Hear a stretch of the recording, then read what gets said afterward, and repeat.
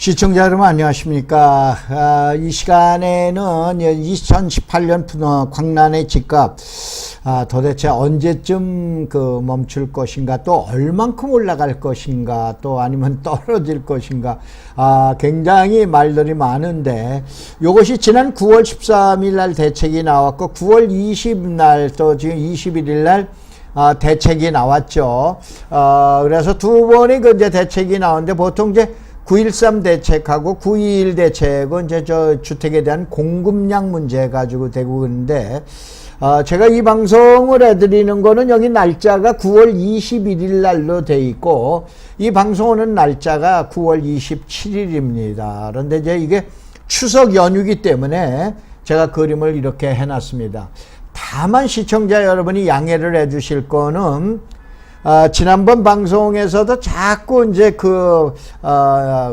이제 TV 모니터에다 글을 쓰는 것이 자꾸 충돌이 일어나서, 자꾸 이제 이렇게 중단이 됐었는데, 오늘은 완전히 이제 멈췄습니다. 그렇기 때문에 여기 나와 있는 PPT 내용 가지고 설명을 드리는데 글씨를 못 쓰다가 보니까는 저도 답답하지만은 아마 듣는 시청자 여러분들 굉장히 답답하실 텐데, 요번까지만 여러분들이 참아주시면은 다음번에는 요 내용을 갖다 좀 고쳐서 포맷을 해서 시청자 여러분들이 이제 보실 수 있게끔 그렇게 설명을 해드리겠습니다. 자, 이제 시작을 하면은 이렇습니다. 이제 결국은 대책이 나온 지 하루 만에 9월 21일 날 제가 우리 제자들하고 회원들을 모시고 우리 황 박사 사무국에서 그때 한 30여 명 정도가 모인 데에서 이 내용을 발표했습니다. 뭐냐면 하루 만에 발표를 했습니다. 다만 녹화하는 것은 이제 추석 연휴가 지난 다음 날이 이제 지금 9월 27일 날 이제 방송을 하고 그러는데, 여러분 이렇게 보세요. 여러분들 사람의 앞날을 예측을 할 때 뭘 보시겠습니까? 토종 비결로 보시겠습니까? 아니면은 관상으로 보시겠어요? 아니면 수상으로 보시겠어요? 아니면은 성명풀이로 보시겠어요? 아니면 요즘에 서양식인 타로로 보시겠습니까? 뭐가 맞는 거예요? 맞는 방법이 없잖아요. 그거는 뭐냐? 자기가 취향에 따라서 가져온 테마 자체 가지고 예측을 하는 거예요. 자, 이 부동산 시장에 대한 예측 또한 마찬가지입니다. 가장 많은 예측이 계량, 지수 분석입니다.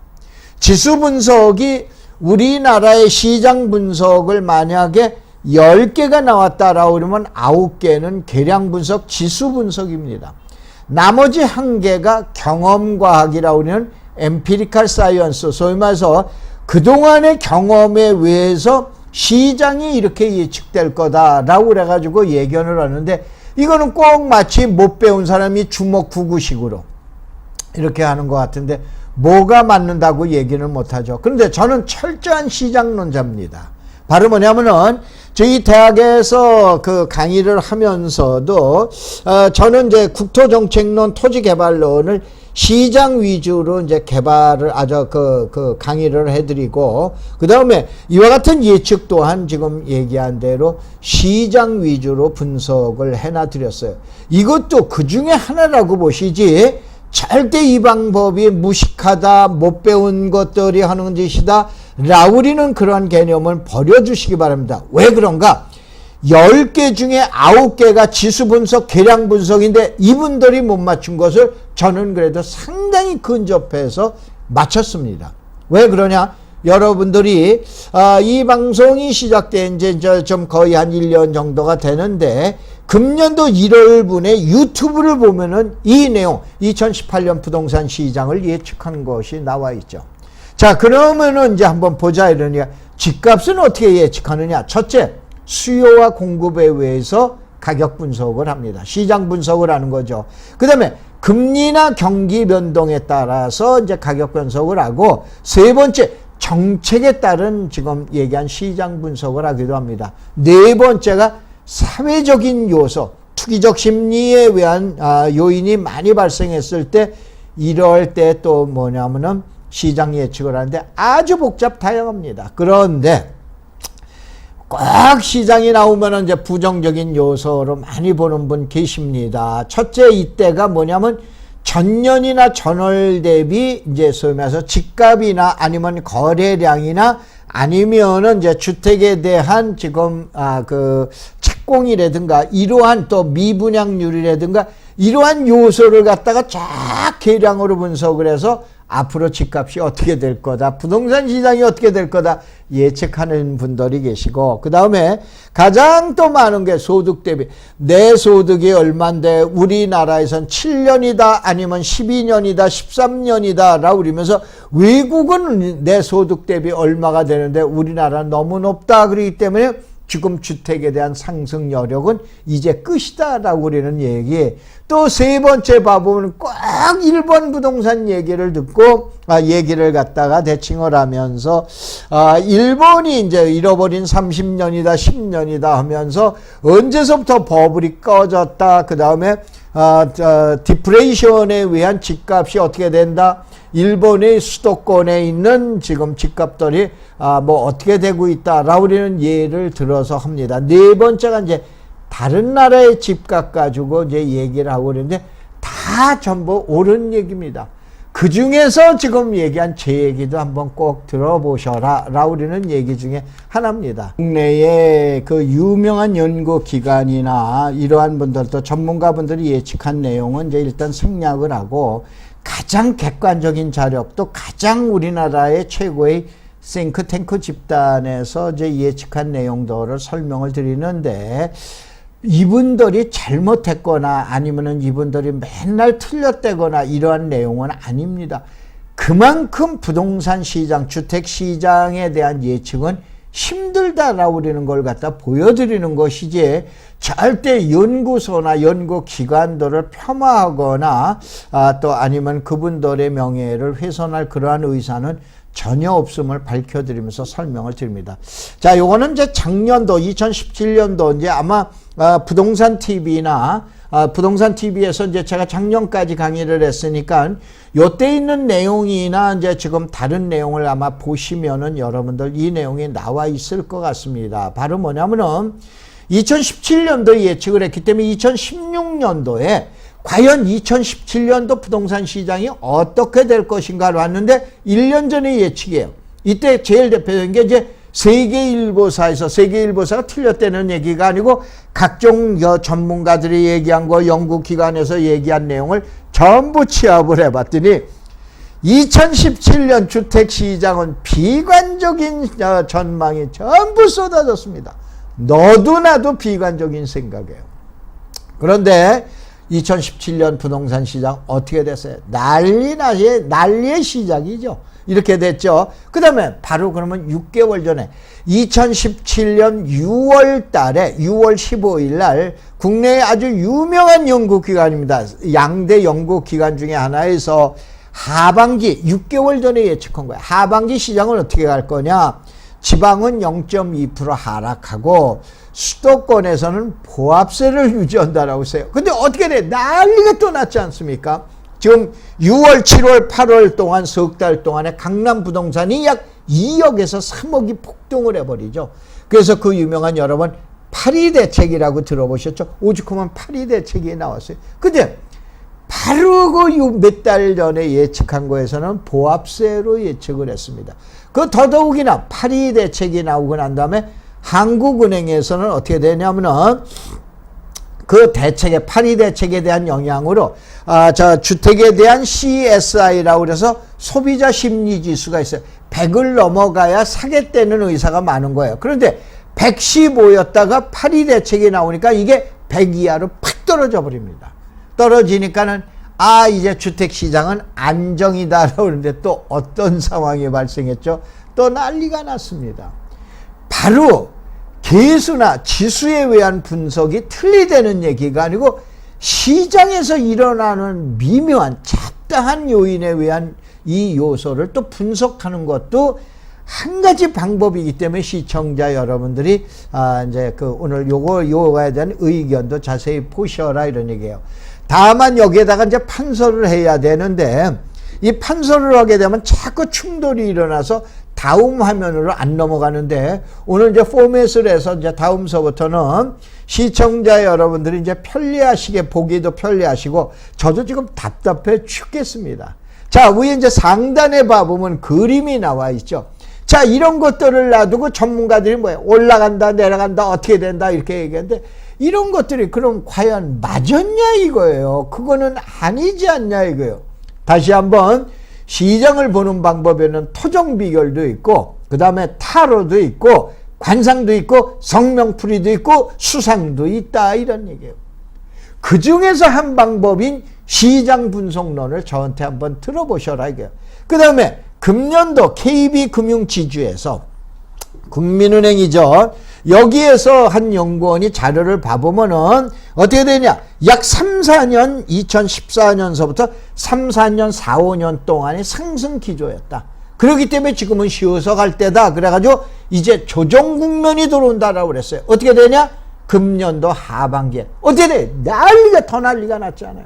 그 다음에 2018년 주택산업연구원에서 지난 6월 달에 그 하반기 시장은 어떻게 갈 건가 라는데 수도권은 안정적이고 하향 기조로 간다라고 예측을 했어요.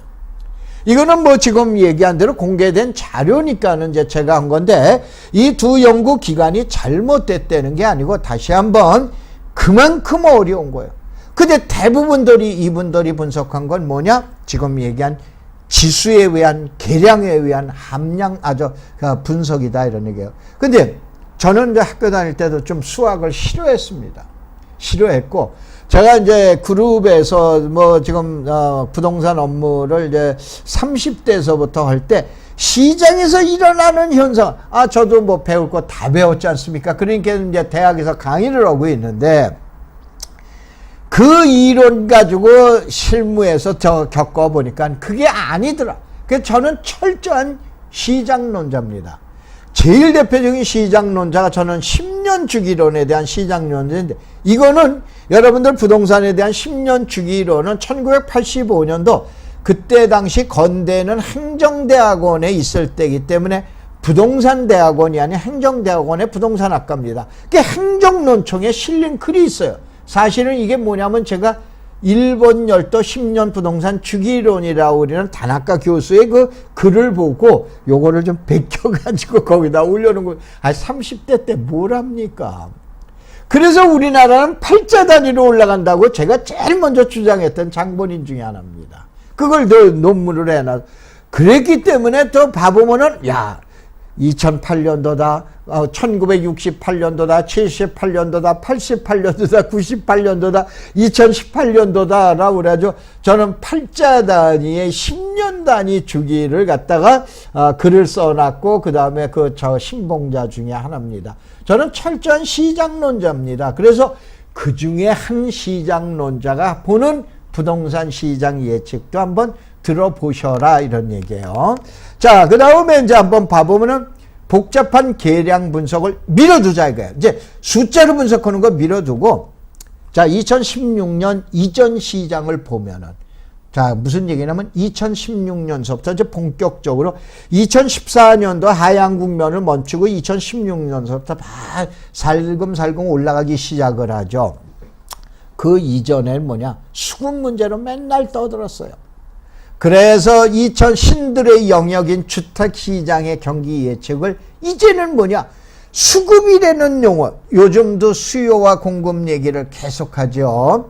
수급이라는 요인에서 이제는 방어 전략이라는 해지 현상, 소위 말해서 내 자산에 대한 가치를 지키기 위한 해지 현상으로 좀 보면 안 되냐? 제가 이거에 대한 신봉자입니다. 바로 뭐냐면은 제가 이제 지난 21일 날 추석 전날 이 대책이 나오고 난 다음에 제가 이제 우리 황 박사 마포에 있는 황 박사 사무국에서 모임에서 그 얘기를 했습니다. 자, 지금 보통 얘기하는 노가다라고 그러는 일반 근로자들이 10만 원에서 어떻게 되냐? 최저임금의 상승에 따라서 13만 원까지 갔다 그랬더니 우리 제자가 딱 손을 들고 얘기합니다. 교수님, 지금 13만 원짜리는 핫발입니다. 지금 보통 15만 원 줘야 됩니다. 무슨 얘기냐?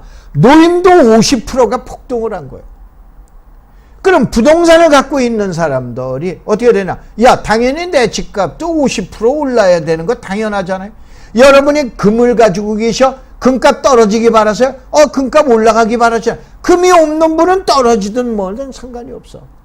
근데 금을 많이 가지고 계시면 금값도 올라가줘야지. 기분이 좋은 거예요. 내가 자산을 갖고 있으면은 지금 얘기한 그만큼에 대한 가격을 보존을 해줘야 된다 이거예요. 이것을 지금 경제학에서 해지 현상이라고 그러잖아요. 이 안에 해지 현상에 의해서 보자 이거예요. 그래서 이제 봐보세요. 80년대 주택 가격은 뭐냐? 절대적으로 주택이 부족한 거 아닙니까? 90년대는 어떻게 되냐? 소득이 늘어나서 주택을 살라고 그런 사람이 많아지는 거예요. 2000년대는 어떻게 됩니까? 자본이요. 집만 사면, 요즘 갭 투자 아닙니까? 집만 사면은 돈 남네. 그러니까는 바로 뭐냐면 집이 투기에 지금 얘기한 대상으로 들어가기 시작하는 거 아니에요. 그 다음에 2010년대는 뭐예요? 여러분 그 유명한 하우스 푸어 기억나시죠? 주택 보급률이 100%를 넘어갔다 어쩌다 막 해가지고 그때 선대인인가 뭐라 그러는 사람. 제가 예전에 한번 부동산 TV에서 공개적으로 선대인 씨하고 제가 공개 토론하자고 한번 또 그 다음에 김광수 경제연구소의 부소장 있을 때 들어가서 제가 공개 토론하자고 그랬어요. 자, 그분 얘기 들어가지고 지금 어떻게 돼요? 무슨 얘기냐? 우리가 평생을 살다가 보면은, 인생을 살다가 보면은, 이제 여러분들 많이 느꼈지만, 항상 부정적으로 생각하는 건 무덤까지 부정적입니다. 긍정적으로 생각하는 거는 죽을 때까지, 숨이 꼴딱 넘어갈 때까지 긍정적입니다. 해겔의 변증법 생각나시죠? 정과 반이라고 하는 게 합쳐서 언젠가는 합이라고 하는 거야. 바로 두 개의 이론이 부딪혀서 새로운 지금 얘기한 현상이 나타나는 거 아니에요. 근데 부정은 계속 부정이고 긍정은 계속 긍정입니다. 이것이 어떻게 말하면 인간의 성격에 여러분 성격 바뀌세요? 죽을 때까지 안 바뀝니다. 바로 부정적으로 보는 사람들의 생각은 무덤에 들어갈 때까지, 관 속에 들어갈 때까지 부정입니다. 그러니까 시청자 여러분들이 보셨을 때 여러분은 중간자 입장에서 합의라고 우리는 중간자 입장에서 이쪽 얘기와 이쪽 얘기도 같이 들으셔야 돼요. 그런데 그 옛날에 선대인이라는 사람이 나와서 그 유명한 그러한 집값이 고양시 집값이 30%가 떨어지니 50%가 떨어지니 이걸 젊은 사람들이 믿고 어떻게 됐어요? 내 집 안 샀잖아요. 어떻게 된 결과예요? 지금 가장 극빈자의 그야말로 흑수저로 전락하는 거 아니에요. 무조건 집 사자는 얘기는 아니다 이런 얘기예요.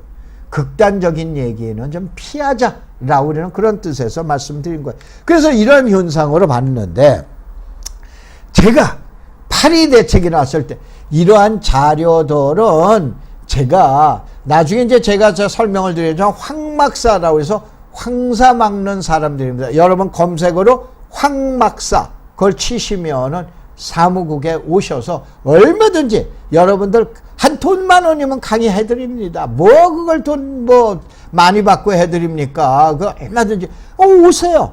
그러면 거기에서 아까 얘기한 대로 이런 자료들을 다 강의했던 거예요. 이게 뭐냐면 파리 대책 그 후 어떻게 되냐? 파리 대책이 나왔죠. 야 이거는 찻잔 속의 태풍이야. 봐라.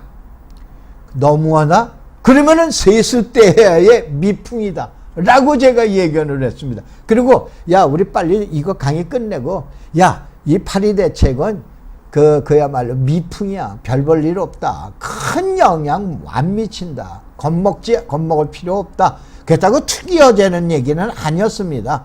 빨리 강의 끝내고 점심 먹으러 가자. 이게 아주 저한테 제자들이 합니다. 유명한 강의 내용 중에 하나예요. 근데 이때에 바로 뭐냐면은 건산연에서는 어떻게 되냐? 유동성의 축소, 준공 증가, 수요 예측. 그래서 결국은 금리 인상. 저도 많이 봤어요. 저 밑에 있는 건 제가 생각했던 내용이야. 저 화면에 가리고 있는데 첫 번째 동그라미 첫 번째가 금리, 두 번째가 입주 물량까지만 보이죠. 세 번째가 금융대책이에요. 금리가 올라간다 이런 얘기예요. 또 이거엔 또 금융대책이 있다 이거예요. 이거에 의해서 시장은 이제 안정적으로 갈 수밖에 없지 않냐. 저도 분명히 이렇게 예측을 했었어요. 아셨어요? 자, 그렇게 예측을 했고 그 다음에 한번 보자 이게요. 여러분들한테 꼭 얘기해 드린 거는 세계 자본시장의 대변화 그러면 저금리 시대에 이제 종언합니까? 결국은 금리가 이제 중금리로 올라온 거예요. 3%에서 5%대로 올라온 거예요. 여러분 이렇게 생각하세요. 저금리 때는 먹을 게 없어요. 고금리로 가면 먹을 게 많습니다. 여러분 고금리 때 어떻게 해야 돼요? 은행에 가면 펀드 드세요. 뭐 드세요? 뭐 드세요? 주식 사세요. 부동산 사세요. 상가 사세요. 뭐 사세요? 먹을 게 너무 많습니다. 고금리 때는. 근데 저금리 때는 진짜 먹을 게 없어요. 그럼 중금리 때는 뭐냐면 그놈이 요놈 먹어야 되나 저놈 먹어야 되나 이렇게 생각하면 제일 편하고, 그러면 지금은 뭐냐? 저금리 시대를 지나서 중금리 시대에 도래가 됐다. 여러분이 이렇게 이제 생각을 하시면 되세요. 자, 그런데 여러분들 이 자료를 보면 뒤에 빽빽해요. 글씨가 제대로 보이는지 모르는데 사업 시행 여부를 확정한 지고, 이제 제 옆에 이제 화면이 나오기 때문에 그거를 했는데, 이게 뭐냐면 2011년도에 어떤 사건이 생겼어요. 지금 얘기하는 선대인이나 김광수 경제연구소 모두 부정적인 생각을 갖고, 그 다음에 그 유명한 기자가 쓴 하우스 푸어 이런 거를 나왔을 때 2017년도에 LH가 이제 주택보급률이 100%를 넘어갔다. 이제 대규모의 택지 개발할 필요가 없다. 그래서 전국에 276개, 원래 400몇 개 사업장이었는데 계획하고 있던 276개 사업장 중에 138개를 취소시켜버리죠. 그게 요즘 나온 제일 대표적으로 시흥 광명지구, 그 다음에 하남시의 감북지구, 이러한 지구들이다, 이거. 결국은 어디나 파주 운정 3단지, 3지구. 파주 신도시의 3단계 사업 있죠. 그것도 취하해버리잖아요. 왜 그러냐? 이때는 뭐냐? 미분양 물건이 18만원, 20만원까지 치솟았잖아요. 그러니까 이제는 집 살 필요 없다. 집 사면은 소위 말해서 망한다. 또 그 다음에 집 사면 집값 앞으로 선대인의 경우에는 집 사면은 30% 50% 떨어진다까지 아주 악담까지 하지 않았어. 그런데 이러한 시절에, 그래서 이때는 어떻게 되냐? 여러분들 건물을 질 때는 건축법이에요. 근데 건축법 가지고 아파트 지면 너무 시간이 걸립니다. 그래서 주택건설 촉진법이라고 해서 집을 빨리 지어서 빨리 주택을 공급을 해라. 그게 주촉법이라는 거예요. 그러면 집을 빨리 지려면 땅도 빨리 만들어져. 옛날에 형질 변경으로 해서 땅을 개발하려고 그러면 보통 3년 5년 걸립니다. 언제 땅이 나올 거예요. 그래서 택지개발 촉진법이라는 게 있어요. 근데 이 법도 이제는 신도시 안 만들어. 신도시 필요 없대. 이러면서 택지개발 촉진법을 원래 폐지시켰어요. 그런데 일부 국회의원들이 혹시 아냐, 만약에 또 문제가 생길 수도 있으니 만약을 대비하자. 그래서 폐지시키지 말고 사문화시키자. 적용하지 말자. 그래서 사문화시켰어요. 이거 폐지는 아닙니다. 일부 사이트에 보면 폐지라고 나오는데, 폐지연계 2015년도에 택지개발 촉진법까지 사문화시켰어요. 이제는 신도시라는 게 필요 없다. 근데 요즘 뭐예요? 신도시 또 만들다고 나오잖아요. 그때 이러한 예측했으면은 그거 어떻게 했어요? 폐지 안 시켰어요. 이게 사람의 능력인 거예요. 신 같으면은 그때 폐지 안 시켰다, 이런 얘기예요. 그래서 여기 하우스 푸어를 외치던 그 많은 전문가분들, 주택을 단순하게 수요와 공급이라는 측면에서 해석하실 거예요. 그렇잖아요. 여지껏 그분들이 하셨던 얘기가 뭐예요? 맨날 수요 공급. 오늘도 보면 수요와 공급이에요. 수도권의 성동구치소가 어쩌니 저쩌니, 그린벨트가 어쩌니, 그거 가지고 시장 논리를 갖다 여러분 시장 예측을 해드릴 거예요. 아니다, 이런 얘기예요. 그 중에서 아니다라고 우리는 시장 논거를 한번 보자 이거예요. 그래서 제가 초딩입니다. 저 초등학교 분이 저 공부 제대로 한 사람 아니다라고, 초등에 서울 수도권 주택 산술학적으로 풀어보자 이게요. 우선 서울 수도권의 거주 인구 우리나라 2분의 1인 2,500만 명. 근데 지금 어떻게 되냐면 원래 현재는 1주택당 2.7명이에요. 근데 앞으로는 2.5명까지 거주한다라고 그래요. 그럼 좋다 이거야. 1주택에 대한 거주 인원을 2.5명으로 봤을 때 서울에서, 수도권에서, 인천에서 필요한 주택은 몇 호야? 1,000만 호예요. 1,000만 호.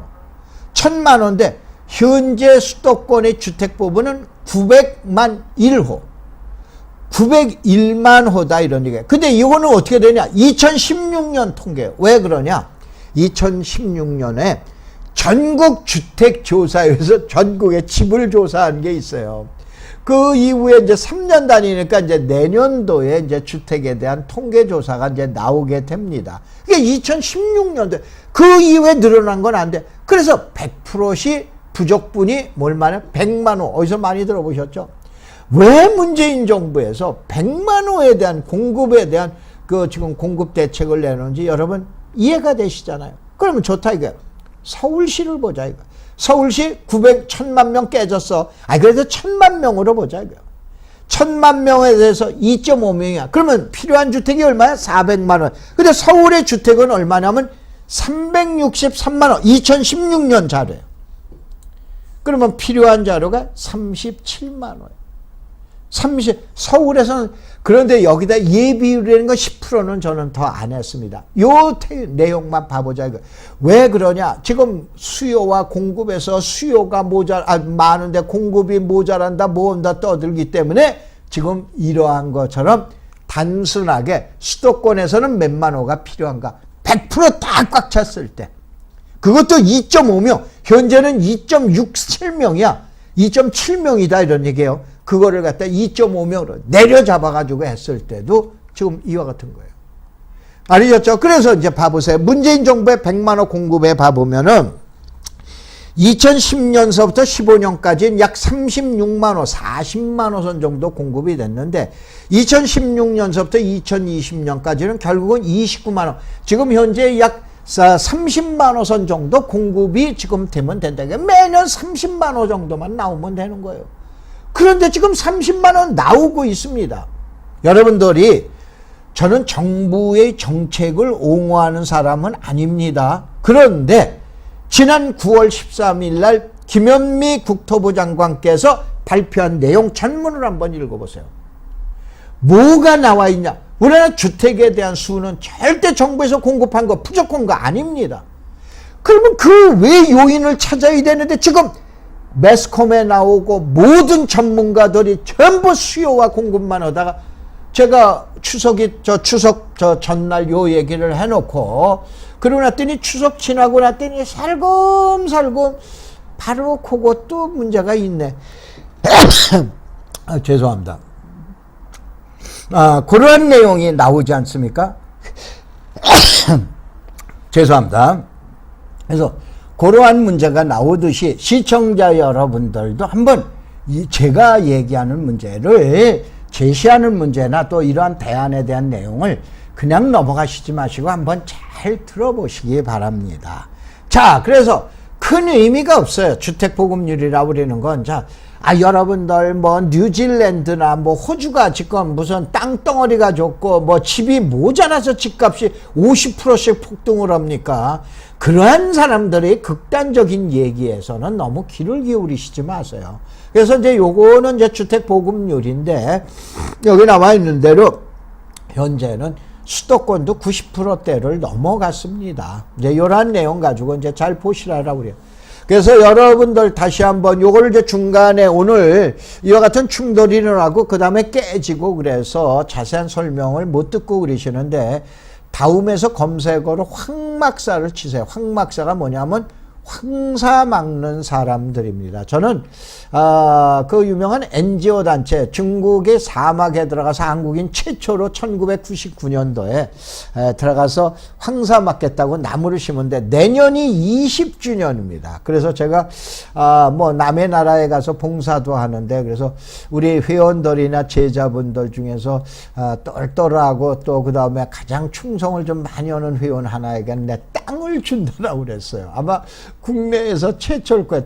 땅 무상으로 줍니다. 내년 이제 1월 달에 황막사가 탄생한 지 20주년 기념으로 해서 많은 저걸 하는데 뭐 사회봉사단체이기 때문에 이제 제가 또 전공한 게 부동산이다 보니까 가면은 나무 심는 얘기 뭐 미얀마에다 학교 주는 얘기 별로 없습니다. 이제 전부 부동산에 관련된 내용이 있으니까 와서 보시고 그 다음에 여기에 모여서 지금 얘기한 대로 설명회나 이런 거를 갖고 그러는데 그때는 판서를 해가면서 우스갯소리를 갖다 하면서 지루하지 않게 강의를 해드리니까 많이들 와 보시기 바랍니다. 그 대신 여기서 우리 회원님들도 계시고 제자님도 현재 아직도 대학 교수입니다. 이러한 사람이 여러분들을 고객이나 돈으로 요만큼도 생각 안 하고 있습니다.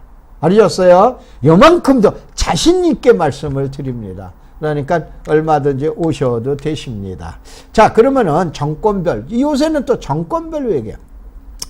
박정희 정부는 경제 도로 대통령, 전두환 정부는 삼청교육대 대통령, 노태우 정부는 신도시 대통령, 김영삼 정부는 IMF 대통령, 김대중 대통령은 이때 이제 그린벨트가 최초에 이제 해제되기 시작합니다. 그 다음에 그 유명한 IMF를 이겨나가게 하기 위한 대통령이시죠. 그래서 뒷처리하는 대통령이시다라고 이거 제가 쓴 겁니다. 그 다음에 노무현 정부는 그 유명한 지방정부하고 뉴타운이죠. 이제 소위 말해서 보통 얘기하는 혁신도시 대통령이라고 해야 되죠. 근데 이때 이제 뉴타운으로 집값을 잡기 위해서 이제 뉴타운을 많이 만들었고, 그 다음에 이명박 대통령은 그 유명한 보금자리에다 준주택이라고 여러분들 아시죠?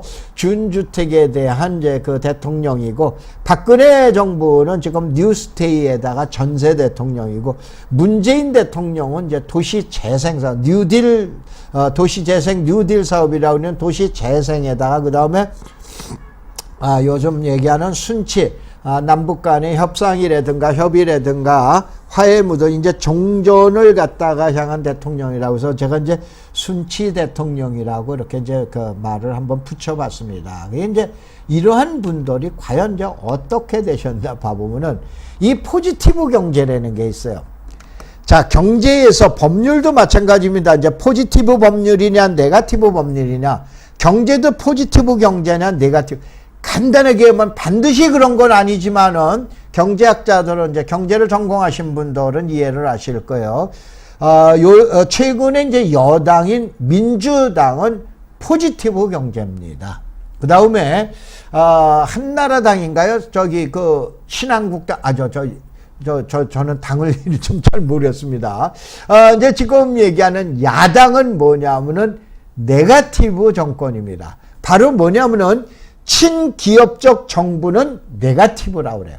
그 다음에 약간은 반기업적 서민주의적 지금 얘기한 정권은 포지티브 경제라고 그래요. 그게 포지티브 긍정으로 생각하면 되는 게 아니고, 그 포지티브 경제는 지금 얘기하는 정치라고 우리는 경제라는 것보다는 이제 서민 쪽에 힘을 많이 듣는 거고, 네거티브라고 우리는 것은 경제라고 우리는 측면에다가 많은 힘을 갖다 쏟는 대통령이에요. 그래서 포지티브 경제의 선두주자는 그 유명한 노무현 대통령이십니다.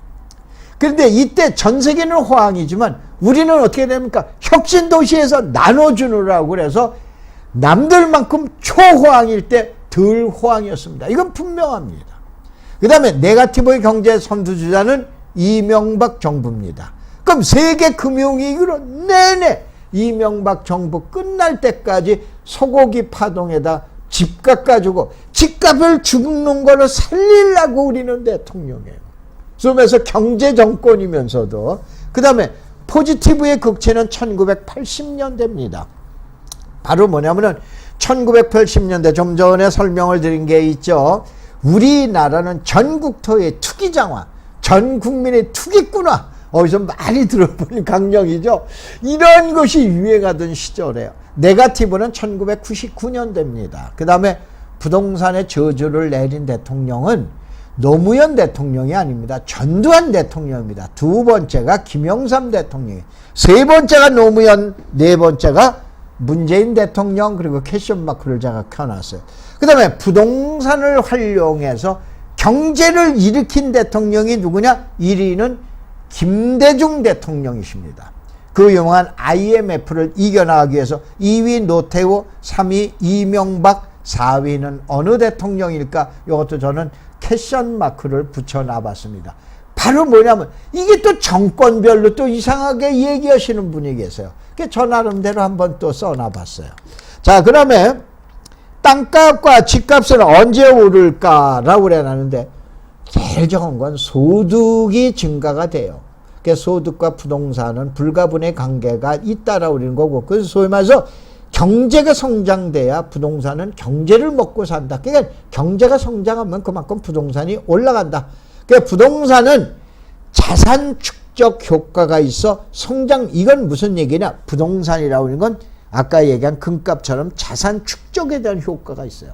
어머, 임금이 요만큼 올라서 우린 더 올라야지. 어머, 금리가 우린 더 올라야지. 물가가 요만큼 우리는 더 올라야지. 이게 지금 얘기한 인플레이션이다라고 그러는 거고, 그 다음에 자산 축적이라고 하는 특징을 갖고 있다 이게요. 그 다음에 이제 버블 경제를 유효하는데, 그 미국의 대공황 1930년대, 그 다음에 일본의 디플레 1980년대, 90년대, 그 다음에 그 유명한 1908년 글로벌 리스크에서 이미 어떻게 돼? 세계는 면역이 돼 있어요. 그래서 이런 거를 자꾸 얘기하는 사람은 처음에는 당해, 사람이니까. 근데 사람이 만물의 영장입니다. 얼마든지 이겨나간다, 이런 얘기예요. 그래서 이제 이런 내용을 갖다 여러분이 이제 보시고, 자, 부동산 시장은 과연 어느 손이 움직이고 있을까? 요번에는 한 50분 동안 강의를 좀 해드릴게요. 제일 먼저 신규 수요. 이게 신규 수요. 간단히 말하면 30대야, 30대. 그 다음에 교체 수요. 40대, 50대야. 그 다음에 예비 수요. 요게 이제 투기적 수요라고 그러는 50대 이상. 40대, 50대, 60대라고 하는 이런 수요예요. 이 수요가 어때나 신규 수요는 자금이 부족해. 그러면 금융에는 굉장히 이용을 많이 하려고 그래. 그 다음에 수요가 이상하다라면 이탈하는 데는 선수예요. 왜냐? 돈이 없기 때문에. 교체 수요는 어떻게 되나? 자금은 보통이고 금융이고 수요도 보통인데, 예비 수요는 자금이 풍부합니다. 금융은 일반이야. 빌려두고만 안 빌려. 그 다음에 잘 보세요. 수요는 이탈이니까 시장이 아니다 그러면 재빨리 떠납니다. 아시겠어요? 이거를 갖다가 놓고 앞으로 제가 지금 뭐 단편적으로 저는 10월 달서부터 부동산 분명히 조정받는다고 예측한 사람입니다. 언제냐? 하루 만에 9월 21일 날 나오자마자 지금 얘기하는 요 내용 가지고 이미 추석 전날 얘기를 했고, 추석 연휴가 끝난 27일 날이 9월 27일 날 얘기하듯이 이제 강남에서 투기적 수요는 떠나간다 라고 예측하는 사람 중에 하나입니다. 이 이후에 시장의 판도를 보셔야 돼요. 앞으로 어떻게 되실 건가? 다시 한번 제 얘기가 꼭 맞는다는 얘기는 아닙니다. 다만 이런 얘기도 있다 라고 그러는 거를 귀담아 보시기 바랍니다. 자, 그러면은 이젠 전 국민이 어떻게 해요? 리그가 달라진 거예요. 전 국민이 투기꾼이에요. 5천만 명이 이제는 된다라고 그러면 쳐다보고 안 된다 그러면 안 쳐다봐요. 다시 한번 수요와 공급이라는 측면으로 보면 안 된다 이거예요. 그동안에 어떻게 돼? 그동안에 그들만의 돈이 있는 사람들만의 리그야. 근데 이제는 5천만 명이 리그전이야. 20대는 뭐야? 그 유명한 딱지로 하지 않습니까?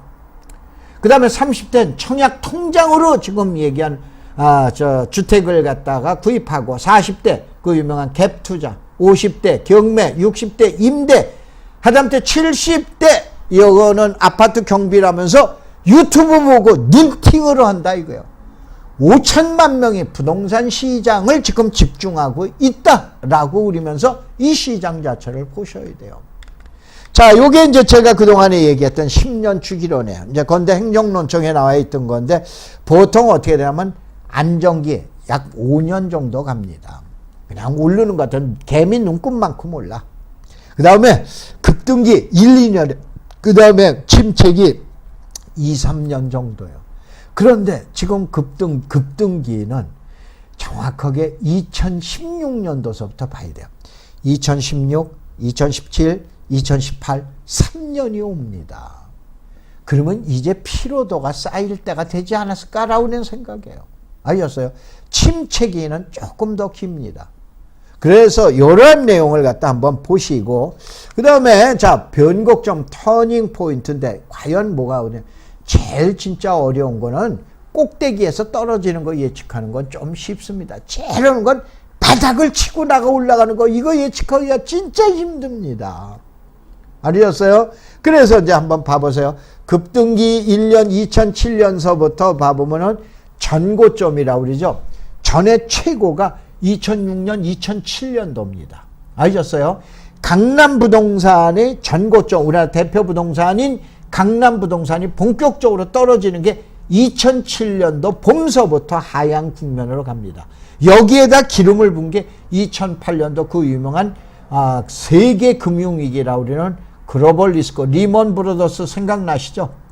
메릴린치, 리먼 브러더스, 베어스턴스 5대 투자은행 중에 3개가 부도나면서 난리가 버블이 꺼지기 시작한, 전 세계의 버블이 꺼지기 시작한 거예요. 그래서 이러한 시점으로 이제 여러분들이 그 화면을 보시면 되고, 그 다음에 이제 제일 대표적으로 제가 가장 많이 얘기해드리는 요 내용을 보시고 이해를 하셔야 돼요. 자, 우리가 이제 보통 이제 뭐 많은 얘기, 삼성동의 아이파크 1억이 넘어가네, 이제 또 지금 얘기한 반포의 25평이 1억이 지금 넘어가네, 그래서 25억이네, 어쩌고 저쩌고 그러지만, 그래도 꿋꿋하게 자리를 지키고 있는 게 옛날에는 개포우성이라고 그랬는데, 지금은 이제 좀 대치우성이다라고 우리는, 대치동에 가도 우성도 1단지, 2단지가 있는데 1단지를 얘기하는 거죠. 요게 이제 31평형인데 요거에 대한 얘기를 한번 들어볼게요. 최초 분양을 했을 때는 3,500만 원입니다. 3,500만 원이 지금 현재 최고 25억입니다. 거의 100배 정도는 7, 80배 올랐다라고 보셔야 되죠. 그렇죠? 이렇게까지 올라 있습니다. 그런데 제가 1991년도 이게 평당 1,000만 원이 넘어가면 내 손에 장을 지져 그랬더니 대치동에 있는 공인중개사분들이 교수님 손 가지고 오세요. 여기 1,000만 원 넘어갔습니다. 그렇게 기억이 나요. 그게 1991년도입니다. 이때 올림픽이 끝나고 난 다음에 평당 1,000만 원 아파트가 나왔는데 최근에는 91년도서부터는 90년도, 2000년도, 30년 만에 이제 평당 10배가 오른 1억이라는 얘기가 나오고 있어요. 그런데 여러분 한번 보셔야 돼요. 어떻게 되냐? 10년 동안에 30%, 30%가 올랐는데, 요거는 이제 수치를 쓰면은 좋은데, 숫자를 못 쓰니까는 얘기를 하면은, 간단하게 얘기하면은, 작년도서부터 금년까지 딱 1년 사이에 10억 정도 올랐다고 보시면 돼요. 어디가? 강남의 대표적인 아파트들이 5억 오른 게 아니고 보통 10억 정도 올랐다고 보시면 돼요. 바로 뭐냐면 작년까지만 해도 20억대의 초반이었다가 지금 그것이 금년도에 25억 5천까지 올라가 있습니다. 물론 이제 요건 호가 기준이에요. 이러한 현상으로 되어 있는데, 자, 무슨 얘기냐? 최종, 이런 복잡 다단한 거 요즘 이제 언론에 많이 나오고 그러는데, 이렇게 보시면 돼요. 간단하게 우리나라에서 아파트 중에 1등 아파트는 최후 1년 사이에 5억에서 10억을 먹었다고 보시면 돼요. 알으셨어요? 이거를 계속 몇 프로 올라갔나 생각하지 마라. 5억에서 10억 먹는 거야. 그러면 지금 2, 3억 먹었다. 그럼 2등 아파트로 보면 돼요. 3등 아파트가 되겠네. 5억 먹었다. 2등이야. 7, 8억, 10억 먹었다. 1등 아파트로 보시면 돼요. 알으셨어요? 이거에 대한 현상을 놓고 한번 보자. 이거. 제일 대표적으로 여러분들 개포 같은 경우에 15평 같은 경우 12억 5천까지 했는데 지금 21억 아닙니까? 21억. 간단하게 보면 9억 10억이야. 그냥 1년 사이에 이렇게 된 거예요. 이게 그래서 지금은 광란의 집값이라고 그리는 거예요. 자, 그래서 다시 한번 이제 지금서부터 제가 예전에 금년도에 예측한, 이건 이제 저 유튜브에 나와 있는 내용이니까, 자, 이제 인정해야 되냐? 강남에 이제 33평짜리 33평이든 34평이든 전용 면적 85평방미터 이하의 아파트니까 6천만 원이었어요. 간단하게 하면 3618 그래가지고 18억까지 인정하자. 근데 3721 7천만 원까지 인정하자. 그런 게 금년 봄이야. 작년 지금 가을 금년 저 초에. 그러니까 2018년 연말과 연초에 얘기했던 거예요. 그런데 지금은 뭐냐? 평당 8천만 원. 뭐 1억이에요? 아직은 아닙니다. 그래서 지금 25억대가 지금 나와 있는 거예요. 이게 대한민국 1등으로 몰고 가는 아파트. 여러분 주식으로 얘기하면 삼성전자 지금 이걸로 생각하면 되는 거예요. 그걸 위해서 밑에 있는 주식들이 어떻게 되는가를 갖다가 예견을 보셔야 돼요. 그래서 33평이 19억에서 20억대 7천만 원 시대도 이미 지나갔다. 그래서 제가 뭐 그려놨어요? 호랑이 담배 태던 얘기다 이거예요. 1년 만에 옛 얘기, 이제는 8천만 원 시대의 도래가 됐다고 인정을 하자요. 그런데 현대, 지금 삼성동의 아이파크다. 그러면, 그럼 뭐, 그래, 알았어. 니네들은 1억 인정을 해줄게, 평당. 그 다음에 이쪽은 해줄게. 그런데 이 현상을 한번 잘 보셔야 돼요. 그래서, 자, 2018년도 제가 예측한 거예요. 여기 유튜브에 나와 있잖아요. 무지랭이 내 생각. 나는 금년도 3월 달에 올라갈 거로 본 거예요. 이거는 이제 뭐냐, 정부 정책. 8.2 대책, 여러분 아까 얘기한 8.2 대책에 의해서 정부 정책이 이제 씨알머리가 맥혀 들어가고 그러니까 요건 우등생이 말 잘 듣잖아요. 우등생. 여기서 반항아. 에이! 아니에요. 그리는 반항아. 그러면 너는 5월까지. 그래서 이건 부동산 시장 자체에서 지금 얘기하는 피크점은 5월 달이 피크점이다. 그런데 분명하게 내 제자들한테도 얘기해놨어요. 야! 설마 미친 부동산 시장까지는 가겠냐. 그런데 갈 수도 있을 거다. 그러면서 내가 9월달 예측을 했어요. 9월달에 만약에 부동산까지 가격이 9월달에 또 폭등을 하게 되면 이건 미친 부동산이다. 그러니까 최근에 뭐야? 미친 부동산 얘기가 나오잖아. 이거 벌써 작년 연말에 금년 연초에 예측해드린 거예요. 이거는 제적당한 애들이에요. 반항아도 아니야. 제적당한 애들이야. 학생도 아닌 거예요. 그러니까 미친 부동산 아니에요. 그래서 이제 금년도에 내가 예측을 해드립니다. 자, 9.21 대책과 부동산 시장 전망. 이번에 9.21 대책 나왔잖아요. 원래 9월 13일 날 나왔는데 나는 어떻게 나? 무지랭이 내 생각. 10월 달에 정점, 피크점으로 갈 거다. 이건 정부 정책의 꼭지점으로 본다. 이거는 누구냐? 말 잘 듣는 우등생이야. 만약에 이때 말을 안 들으면 12월 달까지는 가게 될 거를 본다. 이건 부동산 시장이 꼭지점, 이건 반항아예요. 그래도 말을 안 듣게 된다면 내년 3월 달까지는 피크점으로는 더 이상 가지는 않을 거다라는 게 내 개인적인 생각이에요. 그 생각에 대한 예가 여기 나와 있습니다. 첫째, 9월 13일과 9월 22일을 시장을 발표, 하루 앞둔 모임, 이거 지금 저희 모임에서 9월 22일 날 시장을 보던 단순한 내 생각, 이게 이제 제자들한테 얘기했던 거예요. 그래서 그거 그대로 가죠. 단순히 수요 공급으로 보지 말아라. 했지라 우리는 투자 게임으로 이제 봐야 돼. 어떻게 되냐? 먹으려면 빠져요, 지금. 그 다음에 1년에 5억, 10억을 먹었으면 이제 먹을 놈은 먹을 만큼, 미안합니다. 먹을 놈은 먹을 만큼 먹었다 이거예요. 그 다음에 제일 대표적인 게 여러분 가락시형이라고 하는 헬리오시티 있죠. 자, 이게 금년 12월서부터 내년 1월서부터 본격적인 입주인데 여기가 9,500 만세대입니다. 근데 주변에서 15,000세대가 나오기 시작해요. 자, 주변에서 15,000세대 중에서 절반은, 여러분 잘 아시는 절반은 외지 수요로 보셔야 돼요. 몇 프로인지 저도 모릅니다. 그러면 이 절반이다라면 5,000세대, 7,000세대가 임대 매물로 나오게 돼요. 전세 시장이 어떻게 될 것 같습니까? 저는 이 헬리오시티에 대한 영향을 굉장히 크게 보는 거예요. 그래서 여러분 지금 헬리오시티가 나오면서 이거에 대한 여파가 어떻게 돼요? 그 유명한 위례 신도시 지금 이렇게 해서 이게 더 올라가지 않습니까? 근데 개포는 어떻게 더 올라가지 않습니까?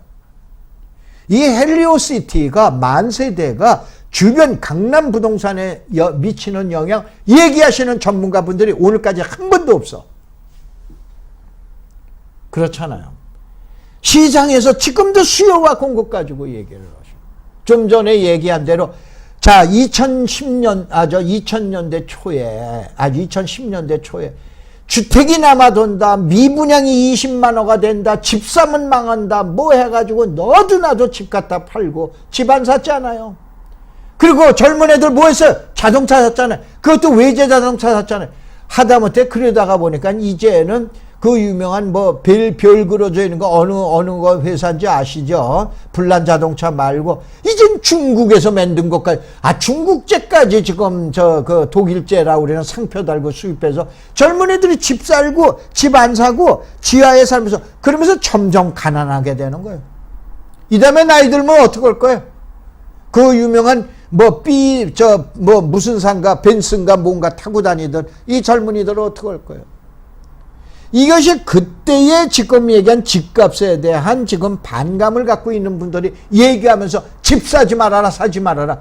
이게 지하실에 살면서도 저기 살면서도 원룸에 살면서도 벤츠 몰고 다니고 BMW 몰고 다니고 이거 어떻게 젊은 사람들을 할 거예요? 지금 얘기한 점. 그 다음에 이제 좀 보세요.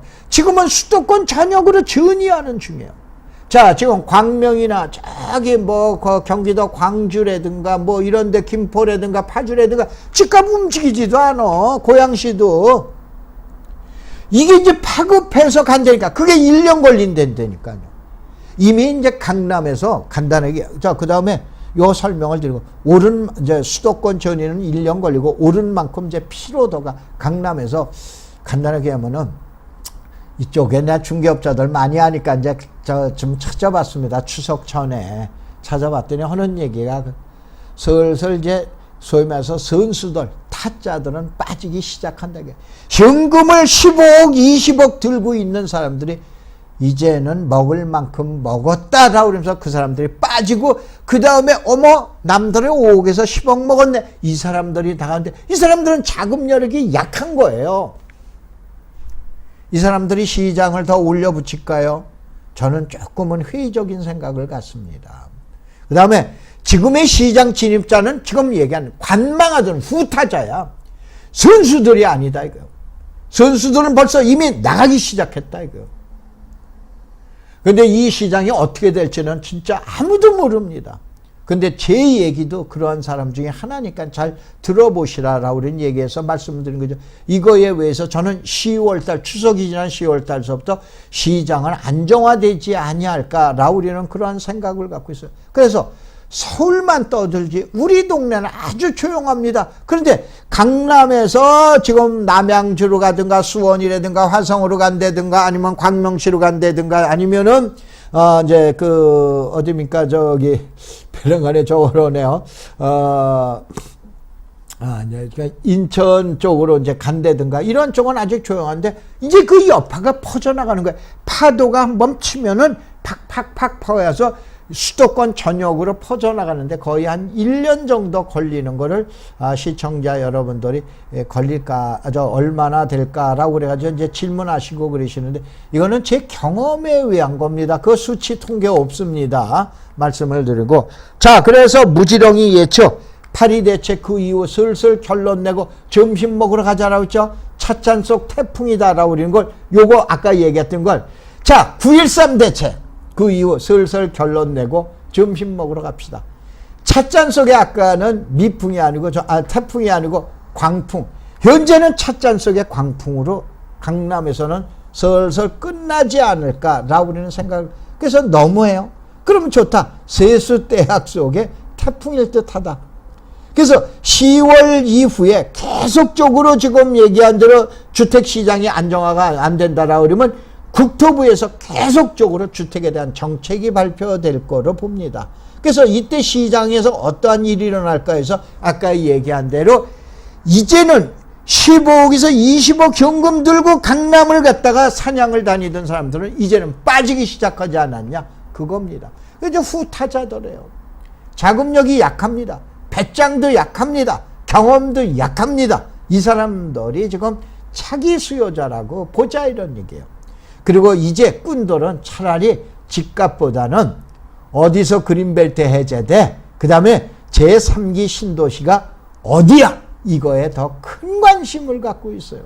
그래서 저는 주택시장은 이렇게 예측을 했다라고 그러는 거를 한번 참고적으로 보시고 여러분들 다시 한번 다음에서 검색어로 황막사를 쳐보세요. 그래가지고 오늘 배란간에 이 자료가 지금 충돌이 일어나서 글씨를 못 쓰기 때문에 답답하고 강의만 지금 한 55분이 걸렸는데 끝까지 시청해 주시고 경청해 주셔서 감사드리면서 한번 오세요. 오시면은 가볍게 착한 거나 사시고는 그리고 나면 무한대로 그냥 10,000원짜리 강의입니다. 이게 10,000원짜리라는 건 뭐냐면 칼라로 복사를 해드리고 그 다음에 사무실 운영비입니다. 그 돈 가지고 제 지갑 요만큼도 이런 한 장 채우지 아니합니다. 아셨어요? 그래서 여러분들이 한번 이렇게 오셔서 보시고 직접적으로 궁금한 거 질문도 하시고 거기서는 방송에서 하지 못한 얘기도 합니다. 자, 마지막으로 시청자 여러분들, 결국은 여러분이 투자하시는 거나 이런 거는 귀책 사유는 여러분 책임하에서 이루어져야 되는데, 자, 부동산 시장, 특별히 주택 시장에서는 이러한 사례도 있구나, 이러한 예측도 있구나라 우리는 한편으로 들어봐 주시기 바랍니다. 고맙습니다. 감사합니다.